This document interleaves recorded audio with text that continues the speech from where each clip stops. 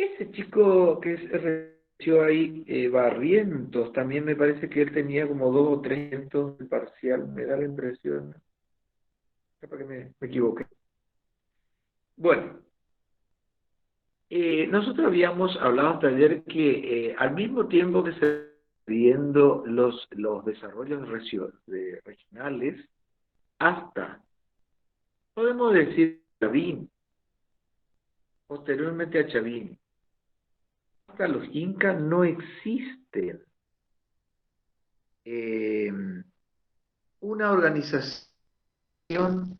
Chavín tenía un gran desarrollo y una influencia de tipo religiosa y de tipo comercial, intercambio de productos, etc. Hasta el imperio inca, que es un gran imperio que se extiende desde Ecuador hasta Ecuador y el sur de Colombia, también en algunos, su influencia se extendió hasta ahí, hasta los actuales territorios de Argentina, Chile y Bolivia, incluido. No vamos a asistir a una organización o una estructura tan grande y tan importante, digamos. Todos los demás desarrollos son generalmente desarrollos regionales que tienen una influencia sobre una determinada, un determinado espacio geográfico particular. Eso se ve en Moche, se ve en Guare, se ve en Tiwanaku, Nazca y otros desarrollos. Y después el imperio de Chimú. Pero son imperios que siempre van a ocupar o desarrollos que siempre van a ocupar un espacio y no toda la realidad global como sí va a ser. En el caso de Chavín, que tiene una enorme influencia cultural y religiosa, no un dominio efectivo en lo político, pero sí un dominio efectivo en lo cultural, en lo social, etcétera, en lo religioso. Y el imperio inca, que sí, efectivamente, un imperio con todas las letras y que va a, no solamente va a ser un imperio con todas las letras, sino va a tener un dominio efectivo sobre un determinado territorio. Los incas son inicialmente un pequeño grupo, una tribu de origen bastante incierto, que se habían establecido en la zona de Cusco, que obviamente sus conquistas posteriores le darían el prestigio que tiene.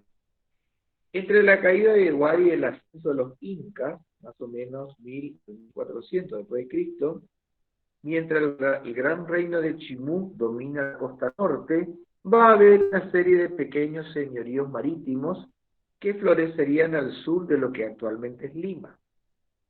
Lima del Perú.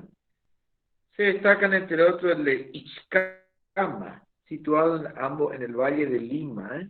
Todavía quedan restos de Cajamarquilla, su ciudad principal en un suburbio de la actual capital del Perú. Y también seguirían, fíjese, subsistiendo de aquello que nosotros hablamos, los pueblos de Ica y Nazca, que continúan dedicándose a la actividad económica principal, que son los tejidos y las cerámicas muy particulares que producen. Después se presume que entre la caída de Huari y el surgimiento de los incas va a haber como toda una época de cierto vacío de poder, de ciertos conflictos, también podríamos hablar, en la zona de los Andes centrales, que de hecho va a ser donde va a surgir el imperio inca. El Valle de Cusco estaba habitado por pueblos que vivían en asentamientos, en las cumbres de las montañas, y que producían una cierta forma de cerámica bastante particular. Ahí es donde va a ser el lugar donde va a ser elegido por los incas como su capital. También va a ser un asentamiento de Huari en todo momento. Otra cosa que tenemos que tener en cuenta es que para reconstruir la historia de estos pueblos tenemos un problema que es una falta de escritura, o por lo menos de escritura que sea comprensible por español. Y también la existencia, la escasez también de textos escritos con posterioridad española, pero que se hubiesen escrito en el idioma de los indígenas, ¿eh? Buena parte de todo ese conocimiento que hay sobre los indígenas de escritos por, de valga la redundancia, de textos escritos por los españoles y los cronistas españoles. Hubo todo, posteriormente sí, hubo así como un gran desarrollo de la escritura de textos, posterior a la conquista española me refiero, donde describen de una manera bastante legendaria, si ustedes quieren, historias así sobre territorios que dominaban los incas y que eran como grandes montañas de oro y plata, que algunas eran ciertas y otras no tanto, que, bueno, sabemos positivamente que en la zona de Potosí, en la actual República de Bolivia, había ricas minas de plata, ¿eh? Hasta que entraron en crisis a fines del siglo XVIII. Gracias a la plata ¿cómo se llama? De Potosí, donde estaba una casa que acuñaba monedas también, vivía todo el norte argentino, ¿eh? Miren qué cosa interesante, ¿eh? Las economías más desarrolladas de lo que actualmente es la República Argentina, en el siglo XVIII correspondían a los territorios del norte, Salta, Jujuy, Córdoba, que aportaban a, a la explotación de las minas una serie de elementos que hacía que toda la economía se moviera, y particularmente la economía que se mueve, la economía del interior. Buenos Aires es pobre, ¿eh? Por eso que Buenos Aires le chupa jugo al resto, pero se olvida de que en una época pobre las otras le aportaban a ella, ¿eh? Tenemos ¿cómo se llama? Un desarrollo económico bastante desequilibrado, ¿eh? Que hace que Buenos Aires se parte del vuelto de la riqueza de todo el país, ¿eh? Bueno, en esta época era al revés, ¿eh? Las provincias de Salta, Tucumán o Córdoba eran ricas o tenían un buen desarrollo económico porque la plata de Potosí era la que movía esas economías, ¿eh? Por ejemplo, para la explotación de minas se necesitaba, ustedes saben que Potosí está a entre 3.000 y 4.000 metros sobre el nivel del mar, es muy frío, hay problemas respiratorios para la gente que tiene problemas. Entonces, ¿quiénes generalmente eran los que explotaban las minas? Eran los orígenes de la región, ¿eh? Pero necesitaban mucho abrigo, entonces los abrigos provenían de las economías regionales, llamamos hoy. Catamarca aportaba ponchos y mantas, Tucumán también. Salta aportaba mulas, aportaba también tejidos, hilados de muy buena calidad. Entonces, Córdoba también aportaba mulas, porque las mulas se utilizaban en la carga, animales de carga, etcétera. Ganado provenía del litoral, entre lo que hoy llamaríamos Entre Ríos, Santa Fe, etcétera. Así que todo el interior se movía económicamente en este sentido. Y eso es el hallazgo de la plata tan tempranamente a fines del siglo XVI, hace que se tejan una serie de leyendas sobre un famoso lugar que se llamaba El Dorado, que en realidad tiempo después se descubre que en realidad el famoso Dorado no es de la zona de Bolivia, sino en realidad viene a ser de la zona de la actual Colombia, ¿eh? Ustedes saben que, mientras que acá en la zona de Bolivia va a haber la riqueza de la plata y el oro, en la zona de Colombia va a haber las piedras preciosas, ¿eh? Esta serie de historias se tejen y circulan durante el siglo XVI por España, y así le dan como un aura de leyenda sobre la vida y el Profe, desarrollo y también la... Sí, señorita. ¿hay alguna prueba arqueológica de la existencia del Dorado o sigue siendo una leyenda urbana popular de la zona? No, es una leyenda urbana, como vos decís, porque en realidad hay minas de riqueza y de piedras preciosas y qué sé yo, incluso hay una famosa película, de la década de los años 80, que habla del famoso Dorado y cómo una banda de conquistadores se termina enloqueciendo en la búsqueda de este dorado y van muriendo los sujetos, porque en realidad los indios no le daban, o los aborígenes, digamos,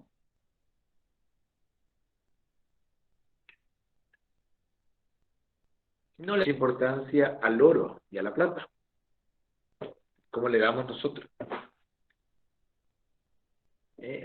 Para ellos usar, no sé, orejeras de oro no significaba nada, digamos, era un elemento de sacar la belleza de su realidad nada más, pero no implicaba para ellos, porque ellos tampoco, el oro y la plata no les hacían como moneda de intercambio, sabemos perfectamente. Fíjense que en la zona de Mesoamérica usaban como moneda de cambio el cacao. Acá también en la zona del alto, de la zona de Perú o la zona de las sierras, también se usaban recursos que le eran útiles para ellos.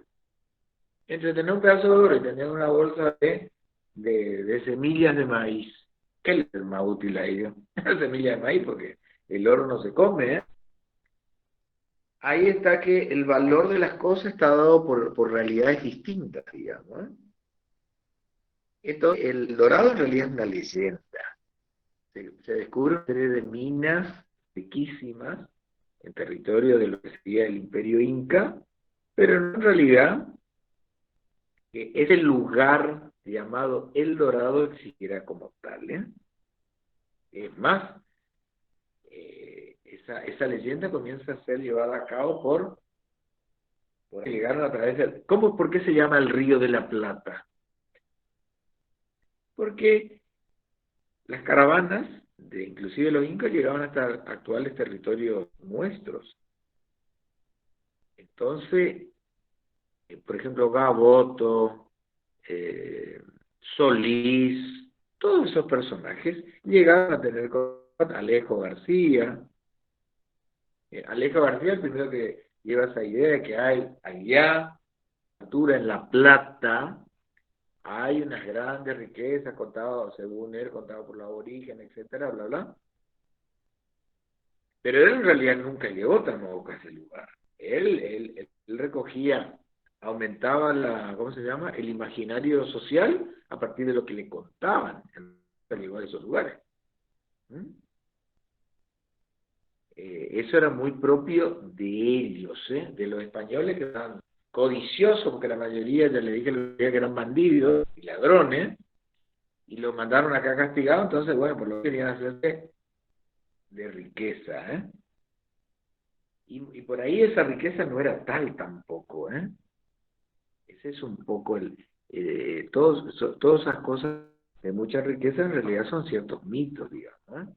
Que en realidad los ingenuamente, sin saberlo, alimentaron, ¿eh? Pero también estaba la famosa fábula o historia así un poco aumentada, digamos, del rescate que hace Atahualpa, donde pide su, su liberación a Pizarro a través de llenar una habitación de oro que después lo termina matando, ¿eh? Se alza con todo el oro y lo termina matando y lo único que le da a cambio es la bendición y el bautismo, ¿eh? Que eso no hacía nada el otro, ¿eh? Pero ya en 1534 hay una serie de folletos que aparecen en Europa, en Lyon, Francia, dice la historia, ciertas historias nuevas, las islas del Perú. ¿Mm?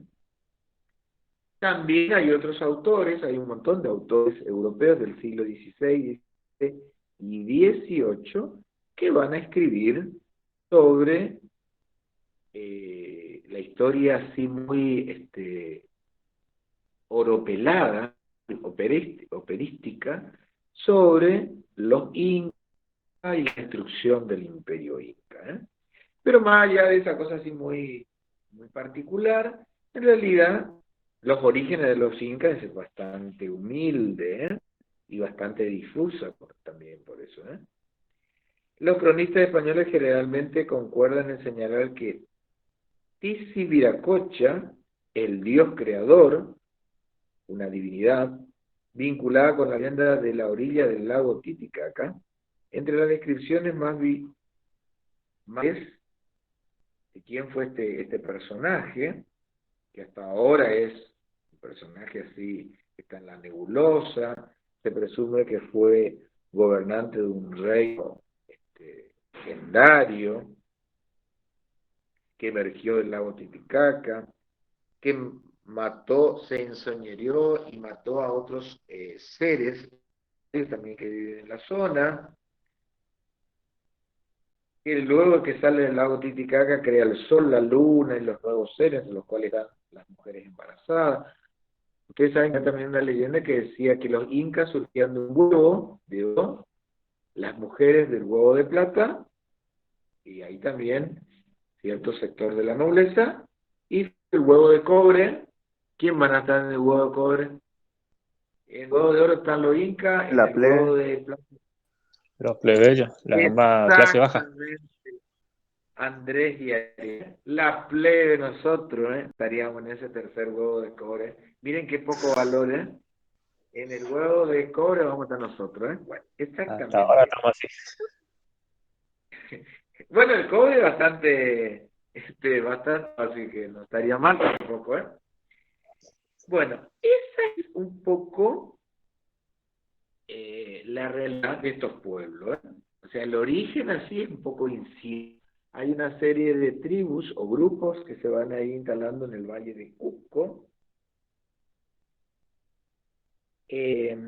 Estos seres que va a crear este dios Tifiacocha se van a ir instalando en distintos lugares, inclusive en Cusco. Ustedes deben pensar de que el Inca es el hijo del sol, entonces su origen tiene que ser ciertamente mitológico, Eso es así, También, Cocha, en su nombre o acepción más común, es el creador inca, pero también es asociado a Pachacamac, que significa el creador del mundo, en quechua, que también es un dios tutelar de un famoso santuario costero, que hablamos alguna vez, de Pachacamac. Todo gira en esta situación también así muy legendaria alrededor del lago Titicaca. También dioses creadores no solamente los van a crear a los incas, que nosotros llamamos quichua, sino a quienes otros, a otros parienterones,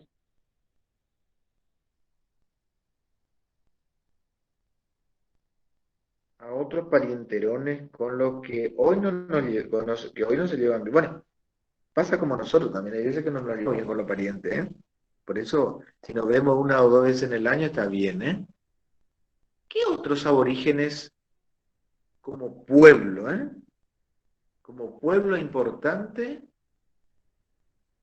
son parientes de los incas? De Bolivia, estamos hablando del lago Titicaca. Los quichua, ¿Los qué? los quichua. No, los quichuas son los incas. Quichua es la lengua. Cosa, No, Goya están en la Argentina, dijo la. No, comienza con A. El expresidente de Bolivia era Dijeron Aymara ahí en el chat, profe. muy bien, los Sí, sí. aymaras. En la zona de Bolivia son la etnia mayoritaria.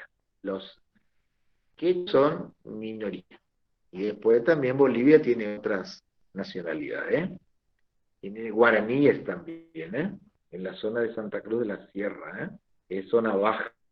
Santa Cruz de la Sierra es zona de llanura, es la ciudad más rica de Bolivia, ¿eh? Pero está en la llanura. Fíjese, ahí ustedes tienen un desfasaje, ¿eh?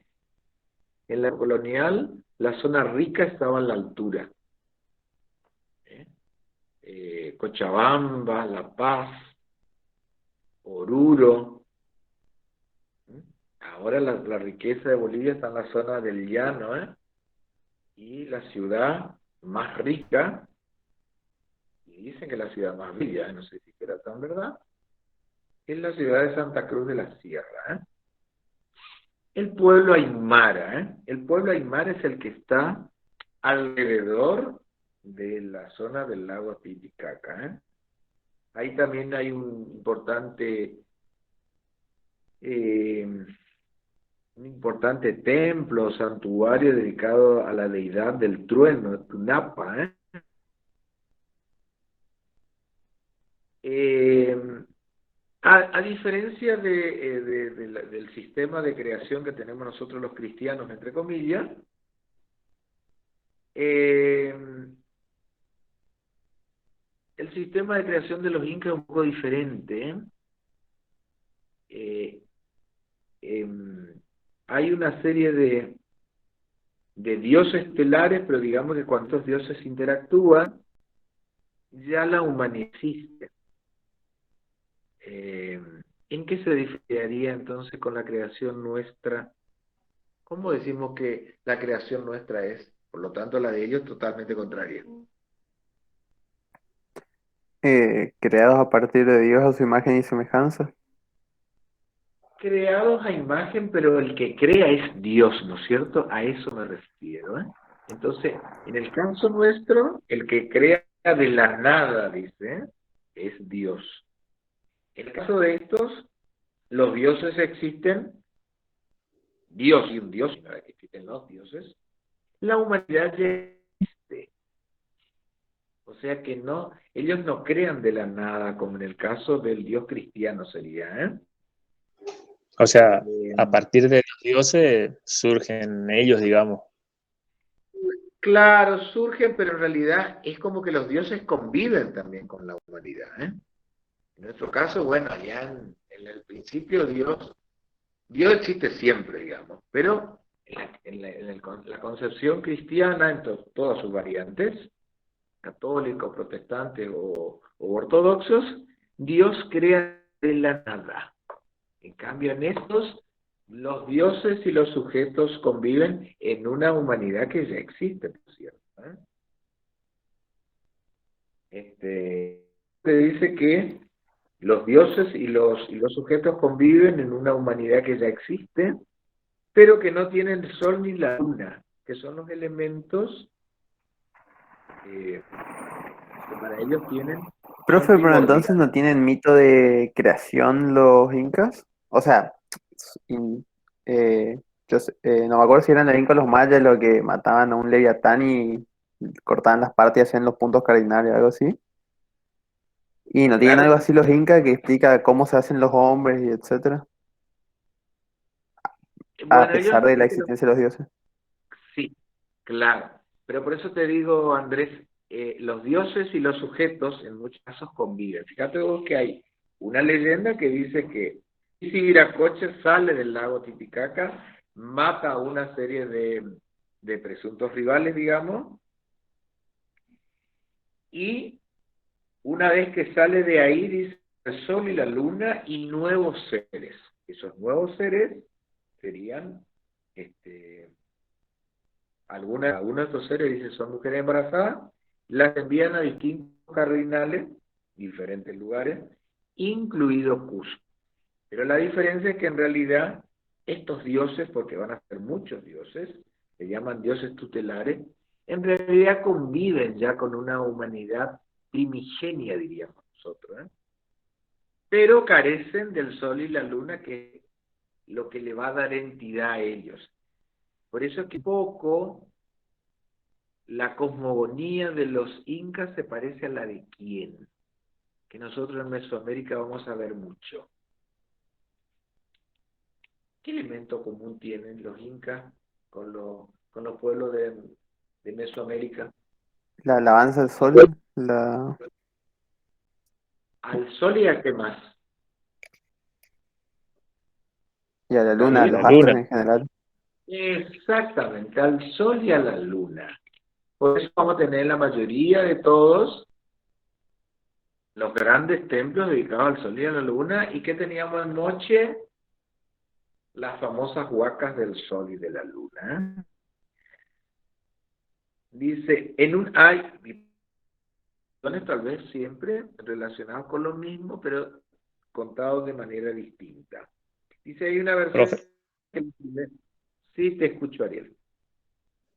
podríamos decir, digamos, que estos dioses, digamos, interactuaban con la comunidad, porque, por ejemplo, en algunos casos, como decía usted recién, no me acuerdo en la Mesoamérica cuál era que, por ejemplo, descendió y de un brazo surgió, qué sé yo, tal cosa, y se ven otros ejemplos también donde a partir de una semilla o de un pájaro muerto surgió, por ejemplo, la semilla del maíz, y así.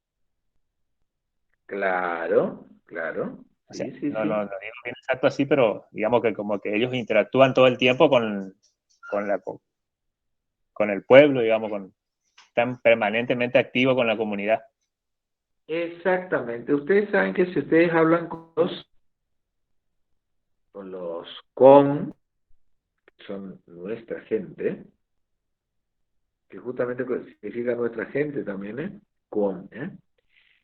Los con, inclusive los con ya evangelizados por las iglesias evangélicas, ¿eh?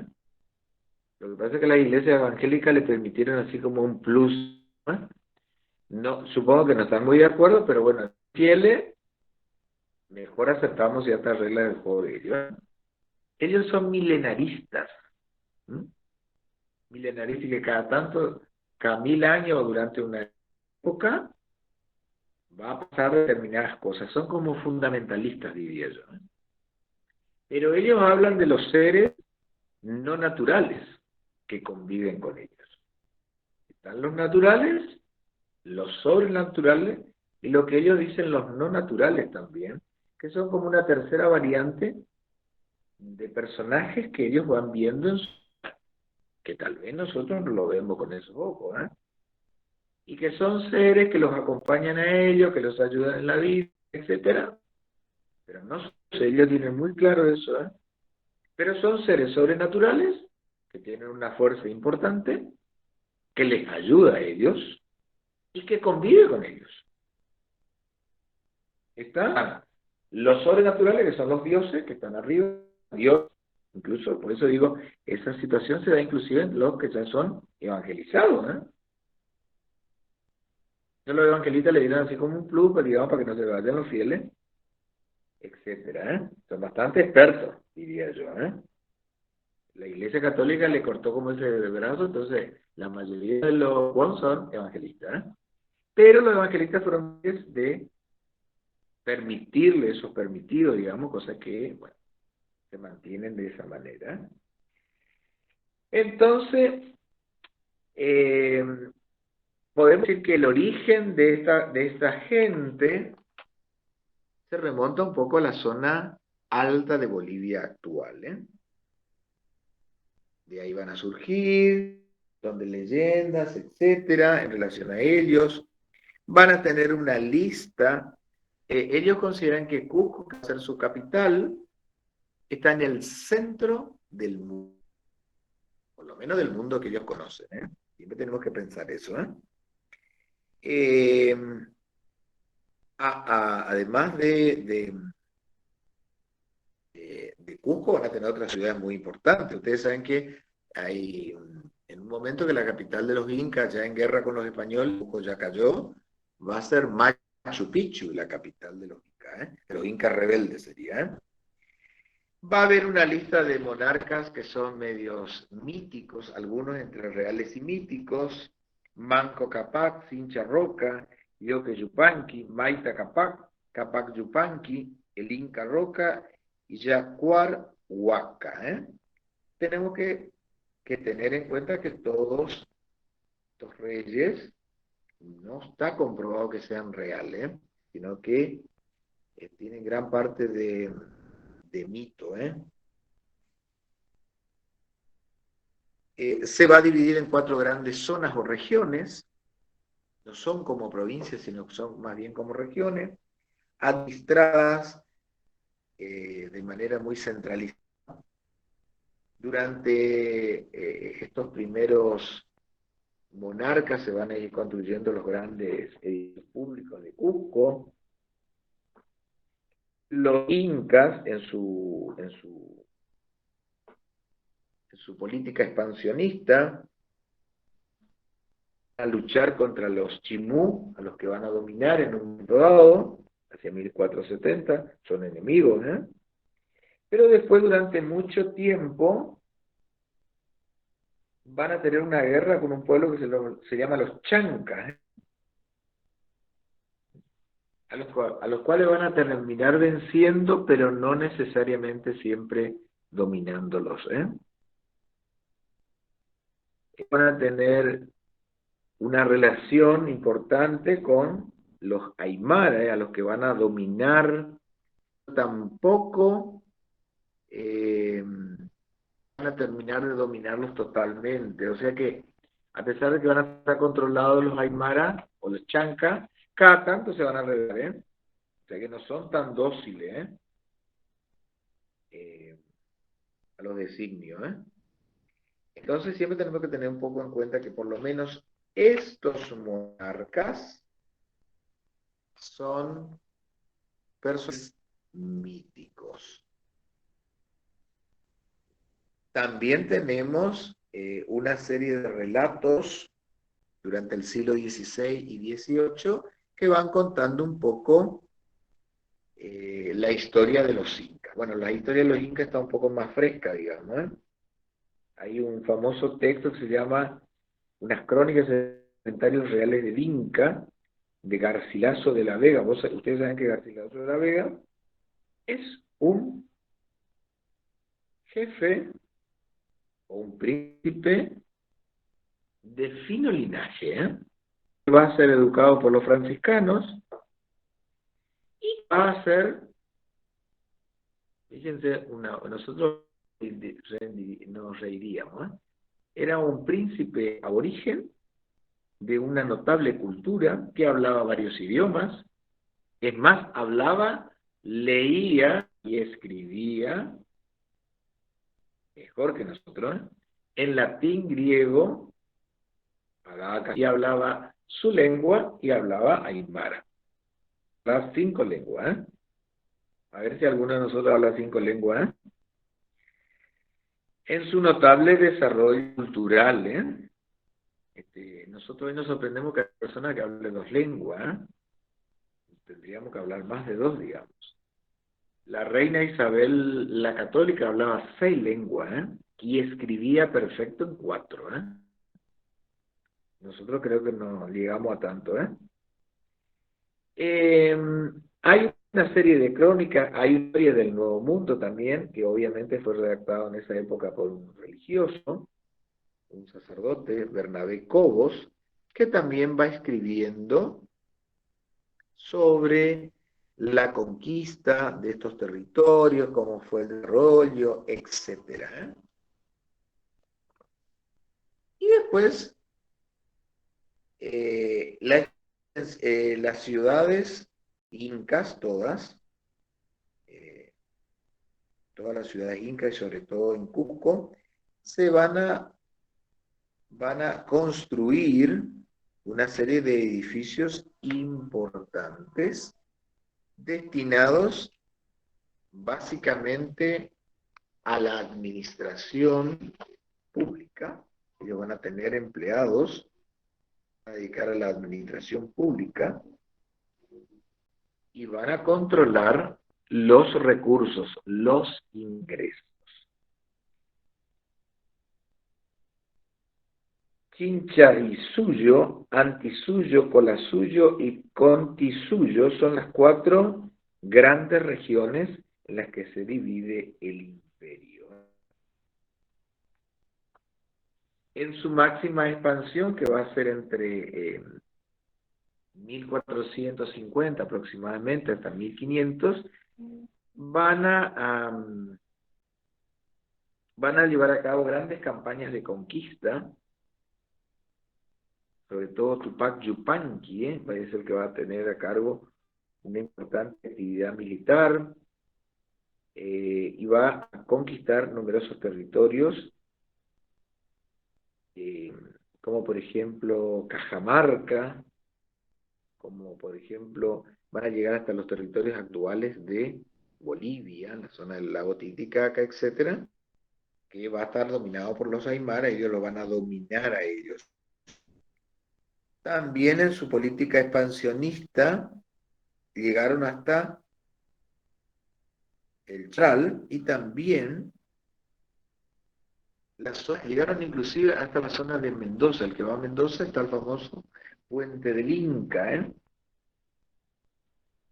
En muchos de estos territorios que va dominando, lo que van a hacer es van a ir acompasando con las noblezas de esos lugares. ¿Qué significa esto? Que va a haber una nobleza, no sé si eso lo vieron en el trabajo práctico, pero es bueno tenerlo por ahí en cuenta. Ellos van a tener una nobleza de sangre que es la nobleza. ¿Quiénes conforman esa primer grupo de nobles? Los descendientes del dios fundador, que, ¿cómo le había dicho? Del Inca, la Perfecto, familia del Inca, muy etc. bien. En primer lugar está la familia del Inca ahí, el Inca y su familia próxima. Este es el primer grupo de nobles. Después están los nobles por favores, que también se conforman, un grupo, que está formado por, no sé, administradores, etcétera, fieles a la monarquía, a los cuales se le otorga una serie de privilegios. Y después tenemos la anexión, como va a pasar con Chimú, por ejemplo, conquistar el gran reino de Chimú, y al monarca de Chimú lo le llama preso. No, ese preso va a estar, va a ser interesante porque estar preso como está el soberano de Chimú, hasta yo que está preso así, es llevado a Cusco, pero se termina incorporando a la nobleza esa dominada. ¿Qué significa? Que en muchos casos los incas inteligentemente van a conquistar los territorios, los van a anexar como provincia del imperio, pero van a dejar la administración que existe, porque era una muy hábil manera de ganarse el favor de esta gente.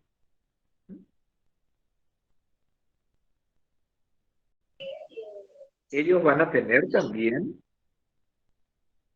grandes ejércitos con los que van a conquistar todos estos territorios conquistados, pero a ellos siempre les conviene tener dos tipos de ejército, el propio de ellos como el de los pueblos dominados.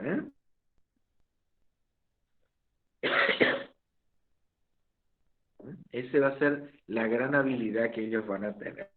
Pero aún así, sabemos muy bien que muchas veces había pueblos dominados como los aymaras o los chancas, que cada tanto se van a rebelar.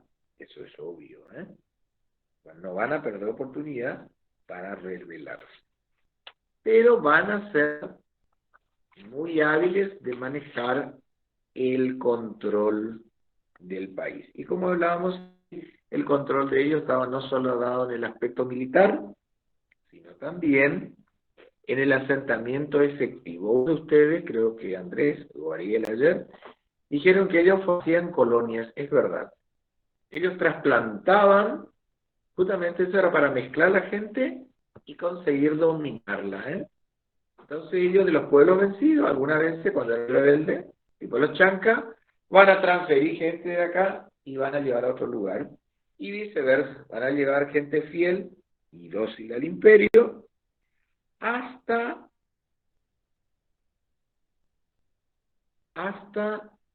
el mismo corazón del imperio. Esa era una manera muy hábil de conquistar y controlar los territorios. También es cierto que en algunos lugares la cosa no les fue tan fácil a ellos, ¿eh? En la zona en la zona del norte de Chile, donde ellos llegaron, encontraron fuerte resistencia a la dominación. Por lo tanto, el dominio de Chile no es un dominio totalmente efectivo, ¿eh? Dice que en una de las retiradas tuvieron grandes pérdidas, ¿eh? O sea que no les fue tan fácil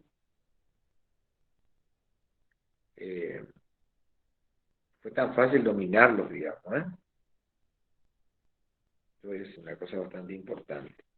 Entonces, generalmente lo que hacen es una conquista progresiva, sobre todo en territorios que ya existen. Ya hemos hablado que van a convivir durante mucho tiempo distintos regionales. Cuando los incas llegan, todos estos desarrollos regionales están presentes. Entonces, por lo O sea, tanto, se puede decir que hicieron algo bastante parecido a los españoles cuando llegaron acá, que más que colonizar territorio desorganizado, conquistaban territorios de reinos ya existentes. exactamente. ¿Por qué hacen ellos eso? ¿Por qué hacían los incas y por qué hacían los españoles? ¿Por qué no se Porque vienen? ¿Por qué los requiere españoles? mucho menos esfuerzo en infraestructura y porque no requiere tanta población. Exactamente, porque ya hay una infraestructura establecida que los españoles no van a hacer gran esfuerzo en ese sentido. Si tienen que de la nada es más complicado, ¿eh? Y dominar de la nada es más complicado. Porque aparte estos pueblos al estar ya ordenados de esta manera, era mucho más fácil controlarlos también. Los incas tienen una jerarquía, cae el inca y cae el imperio en una palabra, ¿eh? En cambio, ¿por qué los españoles tienen control sobre estos territorios donde hay un mayor desarrollo cultural y no tienen el mismo éxito atacando a las tribus del Chaco, por ejemplo, o atacando los pueblos de la zona de la Amazonia? Porque ellos no tienen un sistema jerárquico tan estructurado. Eso les permite justamente, si se cayó un jefe, rápidamente elegimos otro. Dice que los aborígenes del Chaco, una vez que controlaron el uso del caballo, fueron imbatibles y un problema para los españoles. Cuando recién conquistamos y dominamos efectivamente el territorio del Chaco, Formosa, una parte Cuando grande de empezaron Santiago del Estero, la primera oleada de inmigrantes, puede ser. cuando estamos por traer esa oleada, ¿eh? Cuando estamos por traer, ¿eh? Porque necesitamos un territorio pacífico, entonces, no sé, vamos a la carabina Remington y lo vamos a controlar así. Pero ¿cuánto tiempo pasó? La guerra en el territorio del famoso desierto del Chaco es a partir de 1884, ¿eh? La famosa expedición del general Victorica, que es el jefe, el ministro de guerra y jefe del ejército, ¿eh? Habían pasado la época de la conquista casi 300 años, más de 300 años. Porque todas las primeras expediciones a la zona del territorio del Chaco fueron un desastre siempre. Ese era el gran problema, ¿eh? En cambio, como Disculpe, ustedes profe, dicen, yo sí, consulto, bueno, no estoy muy al pendiente de este del Chaco, pero tengo entendido que más que un conflicto bélico como fue con el caso del sur, en Chaco era más que lo desplazaron porque fueron deforestando. O no, estoy muy perdido. no, no, estando después, Andrés, nosotros, ¿cuándo asistimos al el famoso proceso de deforestación? Ya entrando en el 20, ¿eh? La conquista del Chaco va a comenzar en 1980, la conquista efectiva, ¿eh? Porque antes ya tuvimos intentos así muy fallidos, digamos. El territorio nacional del Chaco se crea en 1972 por los problemas con el Paraguay, ¿eh? Pero en realidad nosotros efectivamente vamos a fundar resistencia y vamos a tener un dominio acá sobre la costa, un pedacito, y para de contar. porque en la primera etapa del territorio nacional del Chaco vamos a tener varias capitales, ¿eh? La última va a ser Resistencia, la última, ¿eh? Pero antes vamos a tener Cerrito, Formosa, Villa Occidental, que hoy es Villa Ayes en Paraguay, etc. El control y el dominio económico va a venir recién en el siglo XX. La explotación forestal, lo que hacían primeramente durante fines del siglo XIX es explotar la madera, pero acá, sobre el territorio sobre el Paraná, listo. No había ingreso para adentro, ¿eh? Cuando se debe traer oleadas de inmigrantes, como vos decís, es necesario dominar el territorio hacia el interior. Entonces viene la famosa campaña de Victorica, que lo va a arrinconar, no es que lo va a desplazar nomás, ¿eh? Lo va a desplazar en una famosa operación, un operativo Tenaza se llama, partió una expedición que salía de Corrientes, avanzó sobre Formosa, otra que venía de Santa Fe, avanzó sobre el Chaco, y 2 o 3 expediciones más, que una viene de Salta, Santiago del Estero y Córdoba, y los encierran a los aborígenes en la zona del norte, que hoy sería los departamentos de Güemes, Maipú y me estoy olvidando uno, en la zona norte del Chaco y el norte de lo que sería Formosa, Ramón Lista y esos departamentos. Pero eso ya va a ser casi llegado al siglo XX, porque los aborígenes, a pesar de eso, van a ofrecer una resistencia implacable. La última campaña militar en el Chaco fue en el año 1909, o sea que imagínate vos que comenzó en 1884 y va a terminar casi 25 años después. No va a ser muy fácil dominarlo, porque cada tanto se levantaban y se sublevaban de vuelta. O sea que fue bastante complicado dominar a estos aborígenes, porque la gran habilidad que tenía es que ellos no tienen un jefe, no tenían una jerarquía así. Los jefes se elegían para cada guerra, ¿eh? O sea, no era una monarquía al estilo inca que se sucedía gente, qué sé yo, acá no se da ese problema, ¿eh?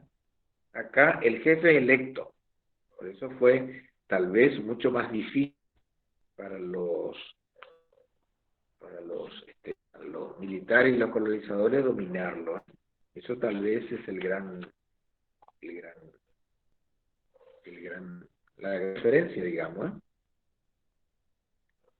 Pero ya digo, la explotación forestal como tal, como industrialización, llega en el siglo XX, de mano de las compañías británicas, alemanas y francesas. Bueno.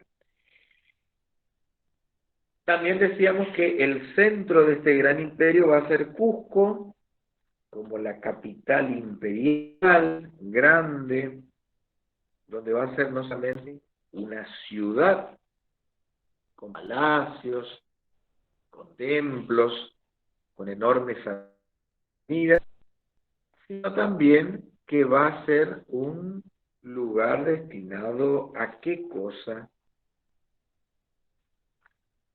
No va a ser solamente una gran ciudad, sino va a ser qué otra cosa, y un gran centro administrativo. Un centro de culto.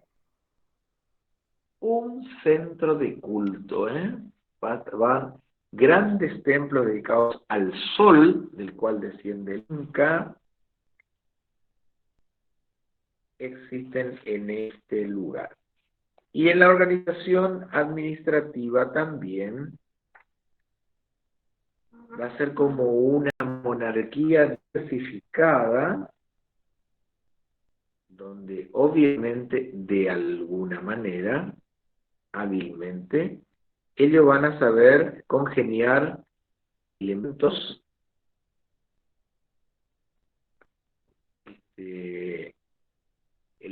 suyos de los incas, a su vez van a respetar mucho, porque esa va a ser la manera hábil de ir incorporando a los otros pueblos. No es que los van a dominar militarmente y qué sé yo, y lo van a sonar a palo constantemente. No, van a ser bastante inteligentes de incorporar, no solamente incorporar esas noblezas a la corte del Inca, hábilmente, sino también respetando las costumbres de esos otros pueblos. Imagínense que si decimos que todos estos pueblos practicaban religiones políticas, también implicaba que iban a haber otros dioses. O sea que al panteón de los dioses de los incas se iban a incorporar otros dioses también. Profe, pero entonces eso, el politeísmo inca entonces era una herramienta de incorporación, no sé, no es de incorporación, sino para adherir a la cultura, por así decirlo, a los otros pueblos, porque al no haber un conflicto, por ejemplo, en el caso del cristianismo, de obligarle a renunciar a su fe anterior, porque si existen, por así decirlo, si pueden existir 15 dioses, ¿por qué no 20, entendés? Eso no le permitía cierta facilidad. Lo, Es más una sí, estrategia, se podría considerar. Una herramienta de exactamente. asimilación cultural, si se quiere. Eh, Lo, yo no diría de asimilación, los, porque la asimilación implicaría que yo los quiero barrer a los otros. Como dice André, estos son más inteligentes. Hoy, en palabras actuales, podríamos estar hablando de una diversificación cultural en una misma realidad administrativa. El Inca no es tan tonto, ¿eh? Entonces, y sabe que si no hay ciertos consensos, ciertos acuerdos, y infelizmente la guerra permanente, no son para nada tontos, ¿eh? Yo creo que el gran elemento que entra a jugar entre ellos es la habilidad para manejar esto en los tiempos. Como dijo una compañera ahí, Florencia, creo, es una estrategia política, ¿eh? claro, ¿Por qué el ellos, cristianismo, por qué el cristianismo confronta con el imperio? Que acá está la diferencia. ¿Por qué el cristianismo? ¿Por qué hay las persecuciones de los romanos hacia los cristianos? por- Porque el cristianismo no, los romanos daban libertad de culto siempre y cuando el emperador romano exija un sacrificio, se, se lo tenía que dar, y los cristianos por cuestiones de fe de ese momento se decía que no, porque el último sacrificio había sido Cristo. Exactamente, ahí está el juego de la política. Si los cristianos hubiesen hecho lo mismo, sacrificio, quemaban el incienso y qué sé yo, a los dioses romanos y al mismo emperador, no habría mayores problemas. El problema es que los cristianos cuestionan la legalidad de las prácticas paganas. Y ahí entran el choque y el conflicto. Porque para los romanos o para los griegos hay un panteón de dioses. Y también puede estar en ese panteón de los dioses que el dios de los cristianos, dicen ellos, ¿eh? Se da muy claramente eso cuando San Pablo dice, estoy viendo acá que están representados todos los dioses, pero acá hay uno que dice al dios desconocido. Seguramente ese es para el dios cristiano. Lo que pasa es que el cristianismo, como en su momento el judaísmo, tiene una visión hegemónica. No permite el censo en realidad. Y también eso se va a dar en todas las religiones monoteístas, ¿eh? Usted va a un musulmán si hay cristianos o otras fracciones. Es hegemónico. No hay permisión. Bueno, los cristianos, por una cuestión política y entrando el capitalismo, digamos que cambiaron un poco entre comillas, ¿eh? Digo, no le matamos a nadie. Pero en realidad tampoco es mucho del disenso, ¿eh? El discurso religioso siempre en nuestra sociedad es fuerte, fuertemente impuesto. Los incas son mucho más hábiles. Quieren incorporar a otros pueblos, no quieren vivir batallando permanentemente, entonces, ¿qué va a hacer? van a agarrar y van a ver que los otros. Hay dos cosas básicas que funcionan para los incas, como funcionan para los aztecas también, ¿eh? Aparte de los dioses que practicaban los aztecas, los aztecas permiten otros dioses en su panteón de dioses también, ¿eh? No son tan tontos, ¿eh? Son bastante hábiles. ¿Por qué se pelean los aztecas con los con los pueblos vecinos? No por los dioses. No le interesa eso. ¿Por qué se pelean? ¿Por qué se pelean Por el también? control militar, o sea, Por por el control, el poder. en el caso de los incas, el control militar y administrativo. En el caso de los aztecas, no. ¿Por qué se pelean los aztecas con los vecinos? Dijimos que los aztecas no son un verdadero imperio, ¿eh? Sino es una confederación de estados llamado imperio, donde Profe, los aztecas tienen dominio efectivo sobre un territorio nomás. Se pelean por qué profe, cosa. Sí. también se podría decir que entre esas guerras estaban las guerras pactadas en las zonas aztecas. Exactamente, las guerras pactadas, en realidad, muchas veces, más allá de las guerras pactadas que se llaman Guerra Florida, en realidad, los aztecas se pelean con los vecinos como Tlaxcala o como los totonacas que están sobre el Golfo de México por los tributos. Por eso se pelean. No solamente por la guerra pactada es una parte, pero cuando llegan los españoles efectivamente están en una guerra encarnizada contra los aztecas, los Tlaxcala y los totonacas aliados, que por eso esos se van a aliar con los españoles, los dos grupos. Después le va a ir mal también, ¿eh? Pero bueno, se querían sacar los aztecas de encima por la guerra, por la cuestión de el control de los tributos. Eso es básicamente. Estos se rebelaban y no le pagaban los impuestos. Hoy día, ¿no? Los tributos. Entonces, ¿qué hacían los otros? Le castigaban y le mandaban al ejército. Así de fácil. Y ahí se peleaban. En el caso de los incas, que a diferencia de los aztecas es un imperio efectivo, como dice Andrés, no solamente es un control administrativo, es un control político y militar. El control es efectivo. No es como los aztecas. Los aztecas no tienen ejército en todos los enclaves, ¿no? De suyo. Cuando le quiere castigar a un pueblo, le manda al ejército. Su ejército. Su ejército sale de Tenochtitlán y le va y le pega una variada a los otros, pero no es que existen enclaves en todos lados, ¿no? En cambio, los incas sí. Ellos tienen enclave en todo ese enorme imperio. Tienen guarniciones militares, enclaves administrativos y religiosos. Va a hacer hábilmente en muchos territorios que va a conquistar, lo va a hacer de buena onda, van a llegar a acuerdos en muchos casos. El Inca dice, bueno, no te sometes a mí, yo te permito cierta franquicia en lo religioso, en lo administrativo, etcétera, y vos me pagas los tributos. Que sabemos también cómo era el sistema tributario inca, o de los pueblos andinos. Eso puede ser una pregunta para el final, ¿cómo el sistema tributario de ellos? Le hago un adelanto. El sistema tributario de ellos es por la fuerza del trabajo por un lado y por la acumulación de tributos materiales por el otro.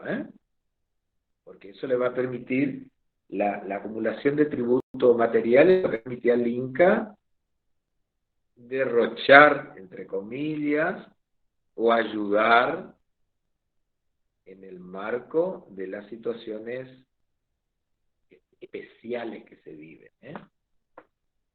como crisis, como hambruna, como una inundación, una catástrofe, etcétera. Los almacenes reales siempre van a disponer de los tributos o de los recursos que después se van a distribuir o derramar, diría el capitalismo. El problema es que acá se derrama y en el capitalismo no se derrama nunca. Esa va a ser la política de ellos, Entonces, en algunos lugares dominamos a través de acuerdos, negociaciones, etcétera. Todo eso le van a rendir obediencia al Inca, le van a rendir pleitesía también, ¿eh? Pero al mismo tiempo el Inca le va a dejar con ciertos privilegios. Eso es básicamente la cosa. Bueno, hasta acá llegamos. Entonces no se olvide, esto va a entrar en el examen final.